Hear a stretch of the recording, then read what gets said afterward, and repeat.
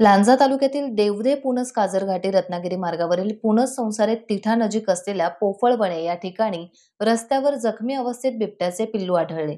बिबट्या जातीच्या मादीला आपल्या नुकत्याच जन्मलेल्या पिल्लाला तोंडात घेऊन रस्ता ओलांडताना धडक बसली असावी, त्यामुळे पिल्लू तोंडातून रस्त्यावर पडले। त्यामुळे या पिल्लाला जखमी अवस्थेत वनविभागाच्या अधिकाऱ्यांनी ताब्यात घेतले। आई आणि पिल्लू यांचे नाते जन्मतःच तुटल्याची खंत आता उपस्थितांनी व्यक्त केली। पुणस गावामधून पुणस तिठा इथे काही अंतरावर हे वाघाचं बिबट्या जातीचं नवजात पिल्लू इथे रस्त्याच्या मधोमध अगदी वाघ याला सोडून गेलेला आहे। हे आता आपण प्रथमदर्शी निदर्शनास बघतो। इथे वाघाचं छोटं पिल्लू हे इथे पुणस तिठा म्हणून हे इथे वाघाने नुकताच याला रस्त्याच्या मधोमध सोडून गेलेला आहे।